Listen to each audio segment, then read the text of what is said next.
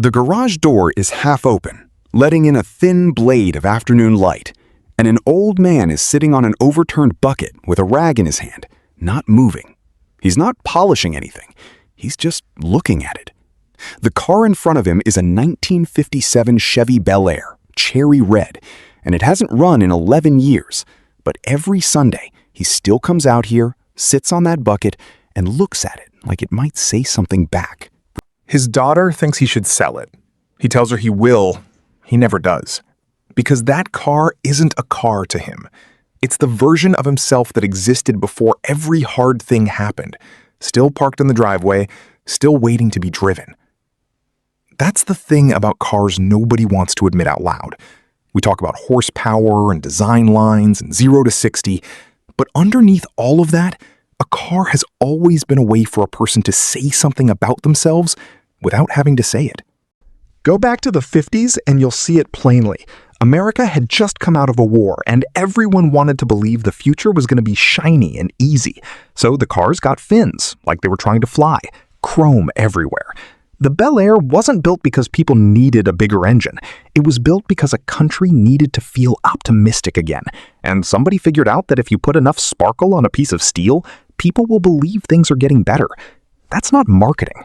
That's grief dressed up as chrome.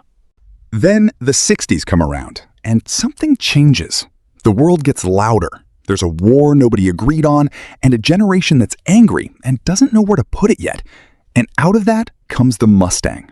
Not a luxury car. Not even a fast car, really. Not at first. It was cheap enough that a 23-year-old could actually own one, and that mattered more than the specs ever did. For the first time, a young person could buy something that felt like rebellion and park it in their parents' driveway. The Mustang wasn't about the car. It was about being seen as somebody who didn't have to ask permission anymore. The 70s get a bad reputation, but they gave us the Trans Am. And if you think about who was driving that car, it wasn't the guy who had it all figured out. It was the guy who wanted people to think he did. Big engine, black paint, gold bird on the hood, practically screaming at you. That's not confidence. That's what a person builds when they're scared nobody's paying attention to them. The car does the talking, so the person doesn't have to explain themselves. By the 80s, everything's about excess. But look closer, and you'll see it's actually about proving you made it. The Ferrari Testarossa didn't sell because it was practical. Nobody bought a Testarossa to run errands. They bought it because somewhere along the way, they decided that if they worked hard enough, if they climbed high enough, the world was supposed to hand them proof. And proof, back then, had 2 doors and a price tag most people would never say out loud. It's the same instinct that makes a kid bring home a report card and slide it across the table without a word, just watching your face. Look what I did. Tell me it mattered. The 90s slow down a little, and something interesting happens. The Honda Civic starts showing up everywhere. Not because it's flashy, but because a whole generation of young people are starting to realize that maybe the point was never to impress anyone. Maybe the point was just to get somewhere reliably, without asking your parents for help. There's a particular kind of pride in a car that isn't for anyone else. It's for you, and only you know what it took to pay it off. Then 2000 and something happens that changes the entire emotional shape of what a car means. The Prius shows up, and people made fun of it for years. But underneath the jokes was something real. A person driving a Prius in 2005 wasn't trying to impress anybody with speed or style. They were trying to say, quietly, I thought about something bigger than myself today. That's a strange thing for a car to communicate, but it did. For the first time, driving slow and driving thoughtfully became its own kind of status. And now you've got the Tesla Model S, silent, fast in a way that doesn't sound like anything, screen where the dashboard used to be. And if you sit with that for a second, it's actually kind of eerie. A car that doesn't roar anymore. A car that doesn't need you to check the oil or listen for a rattle or understand how any of it works under the hood. It just works, and you're along for the ride. And some people love that, and some people feel a small, quiet grief they can't quite name, because something about not needing to understand your own machine anymore feels like losing a kind of intimacy we used to have with the things we built. Here's what's strange when you line all of these cars up next to each other, decade by decade. They're not really about the cars at all. every single one of them is a mirror somebody built and then drove around in public. The 50s needed hope, so they built something shiny.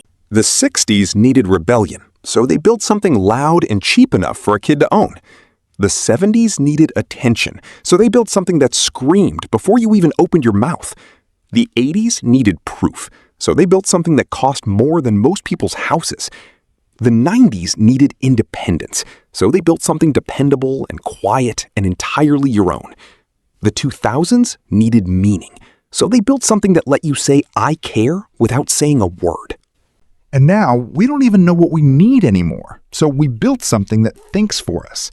And that old man on the bucket, staring at his Bel Air that hasn't run in 11 years, he's not actually looking at a car. He's looking at a Tuesday afternoon in 1962, when he was 26 years old and the whole world still felt like something that was going to work out for him. The car remembers that afternoon, even though he can't quite get back to it anymore. That's why he won't sell it. It's not stubbornness. It's that some part of him believes if the car is still in the garage, that version of him is still somewhere too. Every single person who's ever loved a car has done the same thing in some form.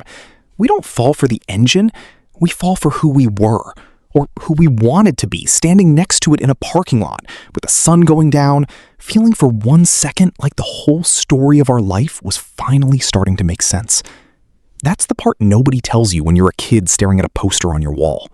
Dreaming about the car you're going to own one day, nobody tells you that when you finally get it, if you ever do, you're not going to be chasing the car anymore. You're going to be chasing the feeling you had the day you first wanted it.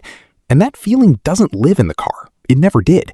It lives in a version of you that existed before you knew how heavy things were going to get. So when you think about the car you loved most, or the one you're still saving up for, or the one sitting in a garage somewhere gathering dust that you can't quite bring yourself to sell, it's worth asking yourself something that has nothing to do with the car at all. What are you actually trying to get back to? If any of this stayed with you, there's a small way to support the channel that keeps videos like this coming. You can buy me a coffee through the link in the description, or become a channel member if you want to be part of this in an ongoing way. Every bit helps more than you'd think, and I genuinely appreciate anyone who takes a moment to do it.